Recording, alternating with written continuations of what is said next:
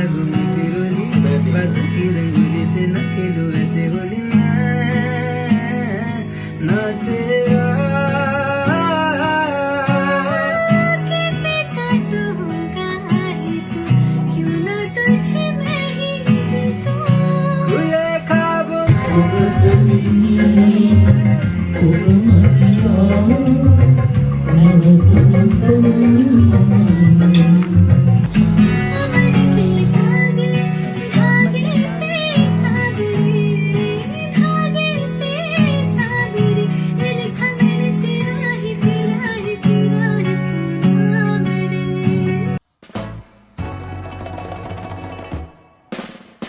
Welcome back to my channel. First of all, don't forget to subscribe my channel. කොහොමද මගේ ලස්සන යාළුවෝ හැමෝටම ඔයාලට තවත් vlog එකක් අරගෙන ආවා. මේ නම් මගේ birthday vlog එක. birthday එක නම් තිබ්බේ කිය අවුරුදු දෙසැම්බර් 2 වෙනිදා. ඉතින් වීඩියෝ ක්ලිප් ටික මම අරගෙන තියාගත්තා. මට ඇත්තටම හදාගන්න උනේ නැහැ. ඉතින් මං හිතුවා මේක ඔයාලට අරගෙන එන්න. මේ කොහොම හරි ළමයි ඒ දවස්වල දිට්ටා සුළි කුණාටුවෙන් ගොඩාක් අයට කරදර වුණානේ. ඉතින් එයාලට පුළුවන් විදිහට අපිත් පොඩි පොඩි දේවල් ටිකක් එකතු කරලා එදා බාර දුන්නා. ඉතින් ඒකත් ලොකු පිනක්නේ. ඒ වගේම අපි කොහොම හරි බර්ත්ඩේ එකට කලින් දවසේ රෑ අපි වැඩිහිටි නිවාසයකටත් දානයක් බාරගත්තා. මේ ඉන්නේ ළමයි මගේ සුචිකෝ. එයත් නැති වුණා. දැන් ටික දවස් කාලයක් වෙනවා. ඇත්තටම මේව බලන්න හිතෙන්නේ නැහැ. ඒ තරම් දුකයි. කොහොම හරි බර්ත්ඩේ එකට කලින් දවසේ අපි බර්ත්ඩේ එක දවසේ දාන ඉල්ලුවත් එදා එයාලට දාන වුණා. ඉතින් ඒක නිසා අපි හිතුවා කලින් දවසේ එයාලට දානයක් දෙන්න. එයාලා ගොඩක් ආසයි කිව්ව නූඩල්ස් කන්න. ඉතින් අපි මේ හදාන්නේ නූඩල්ස් එයාලට කන්න අරන් යන්න. ඉතින් ළමයි දිට්ටාක් සුළි කුණාටුවෙන් ගොඩාක් පැතිවලායට ගොඩක් කරදර සිද්ධ වුණා. ඉතින් අපිට එහෙම නැති වුණේ අපේ වාසනාවට සහ පින් අපි කරපු පින් වල හැටි. ඉතින් අපි පුළුවන් තරම් පින් කරගන්න ඕන ඒක නිසා. ඉතින් ඒ කාලේ ගොඩක් අයට අමාරු වෙනේ. ඉතින් මෙහෙම වැඩිහිටි නිවාසවල ඉන්න දෙමව්පියන්ටත් කෑම නැහැ. ඉතින් එයාලා ගැන බලන්නත් කට්ටියට අමතක වෙනවානේ. අපේ අය ගොඩාක් අර අසරණ වෙච්ච පැතිවලායට කෑම අරන් ගියා. ගොඩක් දේවල් දුන්නා. ඉතින් මෙහෙම වැඩිහිටි නිවාසවල දෙමව්පියෝ කන්න නැතුව ගොඩක් අසරණ වෙලා ඒ වගේ තත්වයක හිටියේ. ඉතින් අපි හැමෝටම පුළුවන් විදිහට උදව් කරගන්න එක තමයි මනුස්ස විදිහට අපි කරන්න ඕන ලොකුම දේ. අපි ආවේ ළමයි අලුත්කම තියෙන සුජාතා වැඩිහිටි නිවාසය කියන වැඩිහිටි නිවාසෙට. අපි මීට කලිනුත් මෙතනට ඇවිල්ලා දාන දීලා තියෙනවා. ඇත්තටම මට තියෙන ලොකුම ප්‍රශ්නේ තමයි ළමයි ඇයි අපේ රටේ මෙහෙම වැඩිහිටි නිවාස වැහෙන්නේ නැත්තේ කියලා. ඇයි ඒව වැඩි වෙන්නේ? එන්න ඒව වැඩි වෙනව මිසක් අඩුවීමක් දක්නට නැහැ. ඉතින් මට තේරෙන්නේ නැහැ චූටි කාලේ ඉඳන් ලොකු වෙනකම් අපේ පරිස්සමෙන් බලාගෙන උස්මහත් කරලා එයාලට කන්න නැතත් අපිට කන්න ආස දේවල් තියලා එහෙම හදපු දෙමාපියන්ව කොහොමද දරුවෝ මෙහෙම දෙමාපියෝ සතුටින් ඉන්න ඕන කාලේ ඇයි මෙහෙම කොහෙවත් ඉන්න තැනක එයාව තනි කරලා දාලා යන්නේ කොහොමද කියලා ඇත්තටම හිතා ගන්න බෑ. ටික ටික වාටුර ආරගෙන පොල් කටුවකට නාවපු ආයුරු මාට කයියගේ උකුල මාට ගානේ දෙන්නේ දුවණියගේ උපන්දිනේ වෙන්නේ. එයාට ඉස්සෙල්ලා ඔයගොල්ලෝ සුබ උපන්දිනයක් වේවා කියලා මතක් කරගන්න. මට මේ දෙවියන් සීමා දිශානායක දීපේ 24 වෙනි උපන්දිනේ වෙනින් තමයි අද අපි මේ රාත්‍රී ආහාර ගෙනත් දෙන්නේ. එයාට නිදුක් නිරෝගී දීර්ඝායුෂ වේවා කියලා ප්‍රාර්ථනා කරමි. අධ්‍යාපන වයසේ ඉන්න කෙනෙක් නිසා ඒකට තියෙනවා නම් ඒක සාර්ථක වෙලා වෙන යම් කිසි බලාපොරොත්තු තියෙනවා නම් ඒවත් ඉෂ්ට සිද්ධ වෙන්නේ නැහැ කියලා ප්‍රාර්ථනා කරමි. මේ දෙමෝපියන්ටත් නිදුක් නිරෝගී දීර්ඝායුෂ ප්‍රාර්ථනා කරමි. දිශානායක මොහොතේ අනිකුත් අයගේ මියගිය ඥාති හිතැසින් ඉන්නවා නම් ඒගොල්ලන්ටත් මේකින් අනුමෝදන් වෙලා ඒ ආත්ම සුගතිගාමී වෙලා හොඳ තැනකට යන්න මේකින් හේතු වාසනා වේවා කියලා ප්‍රාර්ථනා කරමි. අම්මේ ඔබේ පාපියුමන් සිඹින කොට වැටෙනව කඳුළු මගේ දැසින් ඔබේ නාමට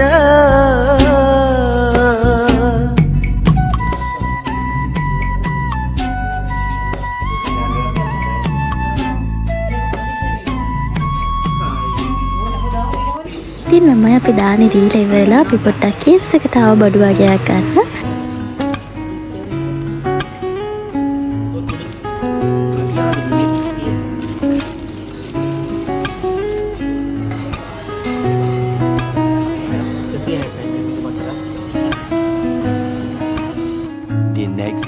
ඉතින් මේ තමයි මගේ බර්ත්ඩේ එක දවස. ඉතින් මම උදේ හැරිත් මගේ ළඟම දොයියන් ඉන්නේ කවුද බලන්නකෝ අපේ සුකී බබා. එයා හොඳටම දොයි. ඉතින් මම එදා උදේ පාන්දර මමයි අම්මයි පන්සල් යනවා. අපිත් එක්ක පන්සල් යන තව එක්කෙනෙක් එනවා. මේ තමයි මගේ ගමේ හොඳම යාළුවෙක් වෙන චතුනි. මෙයාට ඉතින් ආදරේට චත්තා කියලා කියන්නේ. අපි දෙන්නත් එක්ක පොඩි කයියක් දාගෙන ඉතින් අපි පන්සලට ගියා. මේ තියෙන්නේ අපේ පන්සල යාලගම ශ්‍රී සුනන්දාරාම විහාරස්ථානය. ඉතින් ඔයාලා මගේ කලින් වීඩියෝස් වලත් පන්සල දැකලා ඇති. ඉතින් අපි නිතරම මේ පන්සලට තමයි එන්නේ.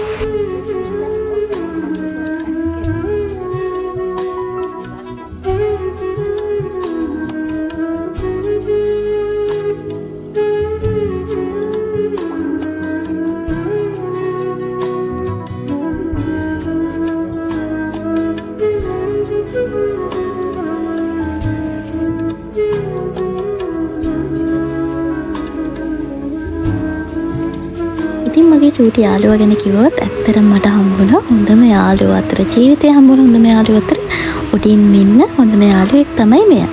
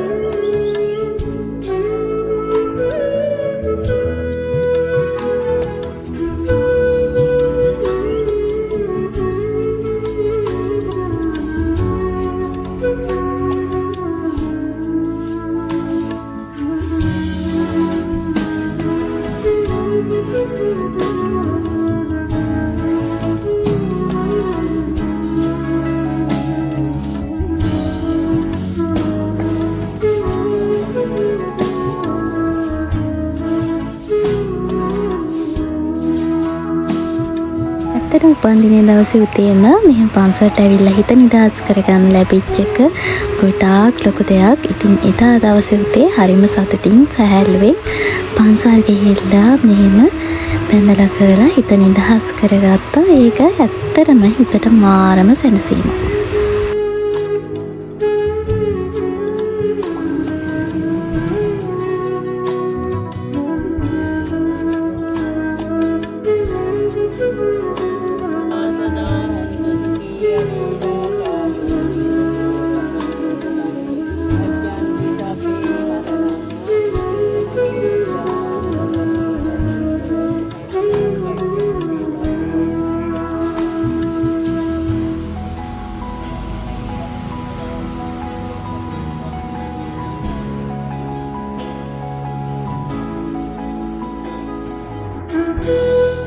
ඉතින් අපේ චතු බබාට කියන්න ඕන මේක ඔයා බලනවා කියලා මන් දන්නවා. ඉතින් ගොඩක් thank you මට පන්සලේ ගොඩක් වීඩියෝස් අරන් දුන්නා. ඒ හැම දෙයකටම ගොඩාක් thank you.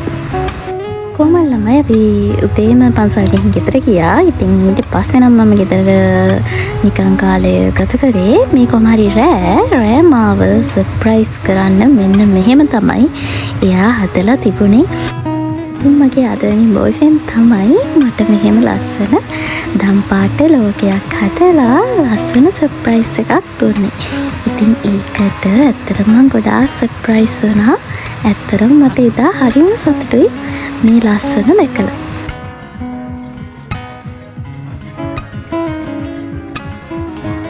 ඉතින් දැන් ඔයාලට ටිකටම මගේ බර්ත්ඩේ පාර්ටි එක කොහොමද සෙලිබ්‍රේට් කරේ කියලා බලාගෙන ඉන්නකෝ. කේක් එකත් එයා තමයි මට අරගෙන ආවේ මාව සර්ප්‍රයිස් කරන්න. හරිම ලස්සනට දම් පාට තීම් එකකට එයා ඒක ඩිසයින් කරගෙන තිබ්බා. ඉතින් මේ කේක් එක එයා කියපු විදිහටම ලස්සන ඩිසයින් කරලා තිබුණේ කැකුලි අක්කා. ඉතින් එයාවත් මතක් කරන්න ඕන ඔයාලටත් ඔයාලා ආසම විදිහට කැමති ඩිසයින් එකකින් කැමති තීම් එකකට කේක් හදාගන්න ඕනේ. එයාට කියලා පුළුවන් ඉතින් හරිම රසයි එයාගේ කේක්. ඉතින් මම මෙතන පල්ලෙහෙන් එයාගේ නම්බර් එක දාන්නම්. ඔයාලටත් රසම රස කේක් එයාට කියලා ඕනම ඔයාලගේ බර්ත්ඩේ පාටි එකකට කැමතිම ෆන්ක්ෂන් එකකට හදාගන්න පුළුවන්.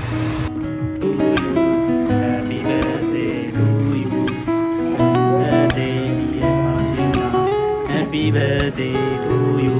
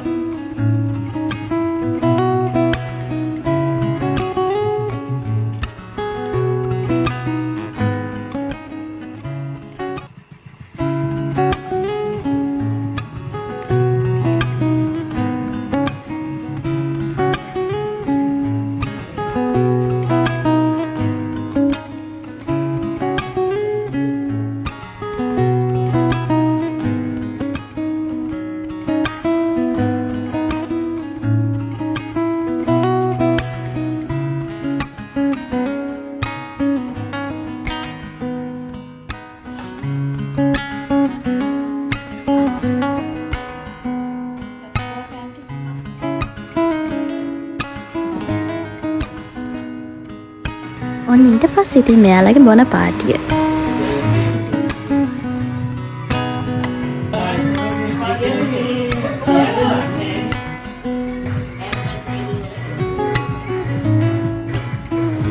මට වීඩියෝ හදද්දී මේ වීඩියෝ බලන්න බැරිම කොටස තමයි මේ. ඔයාලන්ට සමහර අයට මතක ඇති මගේ චින්කිව, සමහර මම දන්නෙත් නැතුව ඇති. අනේ යා නැහැ දැන් ටික කාලයක් වෙනවා මට හරිම දුකයි. මොකද එයා ඇත්තටම මට කියාගන්න තේරෙන්නේ නැහැ. මට තාමත් ඒක හීනයක් වගේ.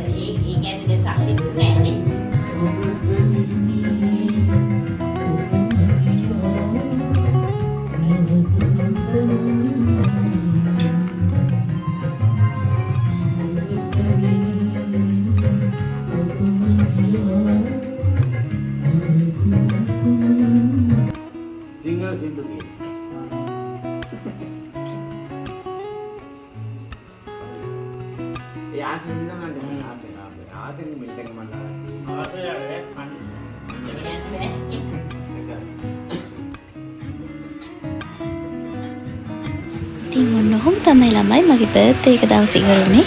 ඇත්තටම හරිම සතුටු දවසක්. ඉතින් ලස්සනට එදා දවස ගත කරන්න පුළුවන් වුණා. ඉතින් වීඩියෝ එක ඉවර වෙනකම් බලාගෙන හිටපු ඔයාලා හැමෝටම ගොඩාක් ස්තුතියි. ඒ වගේම මට බර්ත්ඩේ එකට විශ් කරපු හැමෝටම ආයෙත් thank you. ඉතින් තවත් ලස්සන වීඩියෝ එකක් අනිවාර්යයෙන්ම මම ඔයාලට අරගෙන එනකම් ඔයාලා හැමෝම සතුටින් පරිස්සමින් ඉන්න. bye bye.